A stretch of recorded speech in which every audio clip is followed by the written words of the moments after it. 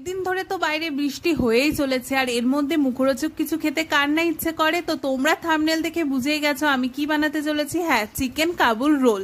তার জন্য কড়াইতে সর্ষের তেল গরম করে গোটা জিরে ফোড়ন দিয়ে তার মধ্যে পেঁয়াজ কুচি আদা রসুন বাটা দিয়ে ভালো করে কষিয়ে নিয়ে টুকরো করে কেটে রাখা চিকেন আর কাঁচা লঙ্কা দিয়ে তার মধ্যে নুন হলুদ একটু জিরের গুঁড়ো সয়া সস দিয়ে ভালো করে কষিয়ে নিলাম। তারপর সিদ্ধ করে গ্রেট করে রাখা আলুটা দিয়ে ভালো করে মাখিয়ে নিয়ে শেষে নামানোর সময় কাসুরি মেথি আর গরম মশলা দিয়ে আমি নামিয়ে নিলাম। এদিকে দুটো ডিম ফাটিয়ে ভালো করে ফাটিয়ে নিলাম, আর কড়াইতে তেল ছাড়া অল্প একটু ডিম দিয়ে ডিমটাকে ভালো করে একটু হালকা করে ভেজে নিয়ে তার দিয়ে ভালো করে আমি রোল করে নেবো। এভাবে এক এক করে আমি অনেকগুলো বানিয়েও নিলাম। এরপর বানিয়ে নেবো একটা ব্যাটার। তার জন্য একটা বাটিতে কিছুটা ময়দা, কর্নফ্লাওয়ার আর কালো জিরে দিয়ে ভালো করে জল দিয়ে একটু আঠা আঠা করে নেবো ব্যাটারটা। তারপর ব্যাটারের মধ্যে চিকেনের পুরটা ভরে কড়াইতে সাদা তেলে গরম করে ভেজে নেবো। ব্যাস রেডি আমাদের চিকেন কাবুল রোল। তোমরা কিন্তু খেয়ে অবশ্যই জানিও কেমন লাগলো, আর ভালো লাগলে অবশ্যই চ্যানেলটাকে সাবস্ক্রাইব